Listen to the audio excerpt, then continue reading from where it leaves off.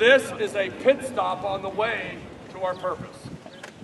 This day is a pit stop. It's a moment. It's a great moment. It's going to be a fun moment. It's an exciting moment. But it's not the moment. Do you understand? Sure. Our greatest moment is not going to take place today or tomorrow. Our greatest moment is going to take place when maybe no one will see. It may just be around your family. It may just be around hanging out around your offensive line. It may be that great moment when you're acknowledged for your sacrifice for those you care about. Your greatest moments as a man will never be in your statistics or your scholarships. Your greatest moments will never be in the moment which you get to win. Your greatest moment is when you look into the eyes of the people you interact with, the people you care about. And you just know in that moment that there's a connection. Something special just happened. Something that only you two share. This is what you're going to get the opportunity to do with your teammates. That's not our opportunity. That's yours. You've earned it. You see, you have that moment with people you've sacrificed to serve. You have that moment with people that you care about, that you love. You've taken the risk to do things others weren't willing to do. When you were willing to do something as a servant, as a man, that others weren't willing to do, you have that moment with that person who you served. First with your teammates and your families, and hopefully in your high schools, and then your colleges, and then you're going to change the world. That's what we want. In order to make that happen, there's going to be a duel. D-U-E-L. I looked up the word duel, and it means the brandishing of weapons by two men to settle a point of honor. Now, there's nobody going to war like that today here. This is a metaphor, right? The metaphor of the duel for us is to compete with one another, yeah. But there's a bigger duel going on here. The two men inside you, the one who doesn't want to be who he says he was, and the one who does. And both sides are brandishing weapons right now inside you. The weapons of the other guy are self-doubt, self-serving attitudes, emotions, pride, the wrong kind. All those things that make you not the guy we need you to be. Then there's the other guy. The man who understands the values that make a man great. Sacrifice, discipline, determination, persistence, perseverance. All those words you're learning the value of in the weight room. And being men of Passio. That's the duel.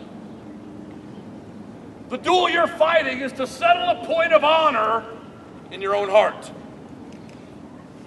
We talk a lot about what Passio is. The willingness to do what others will not, so that others can get what they need. That is an unapologetic, unreserved step in the direction of making others better. And that's who we are, right, men? Yes, sir. But you're also going to be required to take another step. This is the hard one. You think Passio's tough in the presence of other people. Honor's even harder. Settling the point of honor is even more difficult. Why? Because you often have to do that with nobody watching. You have to be who you said you would be when no one's there deciding for you. In fact, you're free to choose not to. Thus begins the war. I don't know what it is for you, but there'll be a moment inside of you when you're going to have to settle the point of honor. Will you be the man you said you would be? Will you be a man of honor? Or will you be the man who will end up with regret? See, that's the other guy. The other guy is the one who lives with the regret of a poor decision. And And that's what the D represents. Decision. It's the first step to understanding how to prepare for this duel. There's a decision that has to be made. And every step along the way, the beginning, the outset of the altercation, the outset of the scrimmage, the outset of the war is a decision. If you're going to win the duel, you must decide first. If you decide for the other guy, you've already lost. I can't help you. I'm not asking you to be a perfect person. I'm asking you to be who you said you'd be. And I know right now in your heart, most of you have said, I want to be a man of honor. That point is settled first by the deed, the decision. You must decide that I'm going to be a man of honor. That means when no one's watching, you got to have integrity. You're the same guy. You're trustworthy, you're dependable. I can't make that decision for you. But down deep where no one goes, you have the privilege of that choice. That's what makes you who you are, is the choice. That's the privilege of manhood, is the choice. That's what you're fighting your parents for. I don't want you to tell me I can do anything I want, Mom and Dad. I just want the choice. Well, you got it. This is the choice. Am I going to cheat? Am I going to take shortcuts? Take performance-enhancing drugs? Cut my workouts? Short my workouts? Or am I going to be a man of honor and do what I said I would do? The second step to winning the duel of your own heart is you must understand your weakness.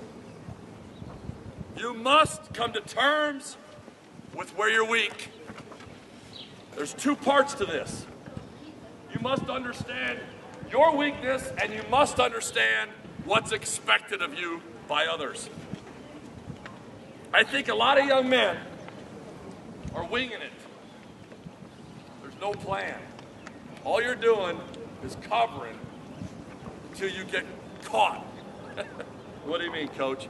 None of us wants to be exposed for not having our act together. So some of us are faking it. You haven't done the work in the weight room, you haven't been running, you haven't been preparing. The last thing you want to do is be caught not ready. You must understand yourself. If you're a big talker, not a doer, you got to deal with that. You got to understand yourself enough to admit, I got to get better. I got to suck it up. Once you understand that process, then you can move into the maturity of that process, and that is being willing to understand the expectations of others and meet those. Some of you don't care about either of them. Hey, I am who I am, man. I do what I do. That's not good. Everybody here is trying to work through some weakness, trying to get better somehow. If you can't acknowledge that, then there's no war. You're kidding yourself. You'll be another casualty on the highway to greatness. You got to understand your weakness, and you got to understand the expectations that are upon you. To make it simple, guys, you got to take responsibility for yourselves. You got to take responsibility for yourselves. You can't expect your parents to continue to make up for where you lack. You deal with your weaknesses, you meet the expectations and exceed them that others have of you. You understand? Yes, sir. The third one is E. E. You got to execute. This is the part where most of us assume, well, I got that. Let me tell you what. One thing I found in my life of trying to be what I said I would be is follow through is hard. I may understand my weakness, and you know what? That's fine, we'll just leave it right there. I'm not going to do anything about it. Oh, I didn't say you had to stop there. I just said you got to understand it, right? The next step is you got to do something about it. You got to execute. You have got to do what you said you would do. If you made a promise to be a workout warrior, then by God, you made mistakes, you lost heart, let's get in the game, right? If you said you were going to serve your teammates, then by God, start now. Even if you haven't started, let's start doing something. Move the change. Execute. You know, as I said before, this isn't about doing everything perfectly. You're going to lose yards some days. You're going to make mistakes. But the most successful people I know are not people who've done everything perfectly. In fact, they failed more than they've succeeded. The people who made it were the ones who just didn't stop. They just kept executing. Do you understand? They kept doing what they said they would try to do. They didn't give up. Some of you won't be honest about the fact that deep down where no one goes, you're scared to death. That's okay. I am too. But I live with this understanding that no matter what happens outside of me, I can do something about what's going on inside of me, right? So I'm going to execute. I'm going to be the best I can be for those that I claim to love and serve. Can you do that? Sure. That's all I need. I don't need you to win ball games as your coach. I don't need you to be awesome. I need you to simply be the man who can help me move the chains. You got to execute. Don't give up between the U and the E. That's where a lot of people quit. They look at their weaknesses and they go, it's too much. They look at their weaknesses, it's no point. They look at their weaknesses and say, I can't get there. And they lose the duel right there. You can walk out here today and lose the duel because of fear. You can be afraid of competing. Why? Because all you see is your weakness. No. You got to go to the E, man. You got to execute in spite of it.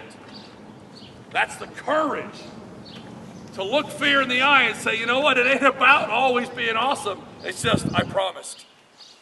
I promised. It's a point of honor. It's a point of honor. I will be what I said I will be. So fear, hit the road. Now, how in the world do you do that? Well, the L is the key. The L unlocks all of them. You gotta love who you do it for. You gotta love who you do it for. If you're doing this to get a certificate, if you're here today because you want an award, there's nothing wrong with the basic desire, but you gotta go deeper or you're not gonna get there. You must love the people around you beyond the idea of feelings and emotions. You love them through your actions and your words. Does that make sense? Yes, so you serve them. You go out of your way to be gracious to them. You communicate gratitude first to your parents and your family and your coaches. You show up early. You stay late. You do the things that people who love others do. You are truly men of Passio. Men who absorb suffering and sacrifice like it's breakfast. Why? Because you're not afraid anymore. You were a little afraid when you came along. I can understand my weakness. You struggled when E came along. I know it's hard to execute. Oh, but when the L came, I'm good. Because I love him. I'm going to do it anyway. Love overcomes fear. Love destroys fear in competition. When you go out on Friday night, don't go out there to win the scoreboard. Go out there because you love your teammates. That'll take all the fear and make it go away. Look to the guy to your right and your left who you've sweat with, worked hard with, and tell him you love him and go out and win, not because the scoreboard says you're a winner, but because the guy next to you says, hey, I'm with you. That's what makes this work, man. We settle the point of honor at the L. The point of honor is most reflected in that last word. Love. That's where we're best seen for the men we are. Your decisions, your depth of understanding, the quality of your execution will all be enwrapped and defined by your love. Your love for others, your love for your brothers and sisters, your family, your coaches, your teammates, your level of sacrifice, your level of discipline, all of it is defined by the love you have. Love settles the point of honor. What honor, coach? Yours. See, the champion only gets to be that for a moment. In other words, you're going to win this. That's a reflection of your skill set, your effort, all the things. And you know what? We applaud it. But you're only champion for a moment, right? But honor lasts a lifetime. Honor is something a man lives with and draws his greatest value from. What's that, Coach? Respect. The greatest thing coming to you is not an award or money or possessions or victories. It's respect earned through honor. There's a duel going on, man, and you're fighting one. And I respect when I look in the eyes of a group of men like you that you're not here just for football. I know it. I can tell it in your eyes. Wherever I run into you, I see it. You're trying. That's all we need. You're not going to win them all, but I need you to try. You see, honor's not just something you get for yourself. Honor expands. Honor is what everybody feels when you're being that way. You're honoring the people who've invested in your life. You're settling the point of honor for the people who've invested in you. So when you're being a man of honor, you're honoring us. You're honoring your parents. You're honoring your coaches. You're honoring your team. But when you give up, you give in to that other guy. You know the other guy. You do. I know. Some days he's got you locked down and beating the snot out of you. I know. I know that guy. There's days I'm not quite the man of honor I want to be. But I'm going to tell you what. I am so excited. Because sitting before me are not 150 men who can throw a football well, although you are not 150 men who play the greatest game ever created, sitting in one of the most storied stadiums of all time. That's pretty cool. That has its own value. I'm sitting in the presence of 150 men who are on the threshold of greatness. Because they're buying into an idea that's bigger than themselves. You're buying into something that's bigger than the game of football. It's bigger than the idea of yourself being who you want to be.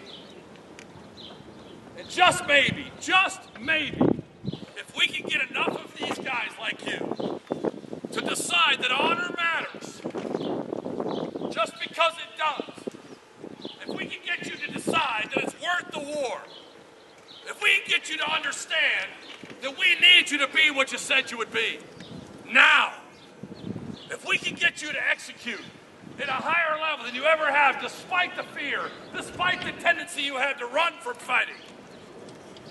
I'm not talking about fist fighting, I'm talking about the decisions, the hard decisions of sacrifice and selflessness and maturity. And I can get you to believe that it's worth it to choose to love someone who maybe doesn't like you back. To love a guy next to you who doesn't seem to be anything but selfish. If there's somewhere inside of you that God has placed in you the freedom to make that so, we won't just influence the game of football, guys. We're going to change the world. So in case you lose heart, in case you start to feel like, well, it isn't really possible what he's talking about. I'm not rich. I don't have a lot of money. These guys know. But I've got men like him. I've got men like him and men like him. I am wealthy beyond description. Why? Because I have men of honor around me who are willing to go to war with me for your heart. So in case there's a part of you that doubts whether this is worth it or not, look around at you what's happening today. I had 25 of those men standing up here a minute ago, and we got a bunch more beyond them. They just couldn't come. In case you wondered if there's honor here, behind you are moms and dads who would give their lives for your honor. So what does all that mean to me now? I want you to go out there today and be the best you've ever been. Have fun. Have a great time. Enjoy this moment. You've earned it. You did the work. You drew the invitation. You're remarkable men already. But it doesn't stop here, does it? This isn't the moment. Your moment is coming. And I can't tell you what that moment will be, but you'll know it. It could be an emotional one, it could be an easy one, it could be a tough one, it could be a great one, doesn't matter. You'll know it when it comes. And there'll be many of them, hopefully. That moment when you've won the duel. You decided, you understood, you executed, and you loved. And you settled the point of honor in that moment. At that moment, you're going to understand what true victory is.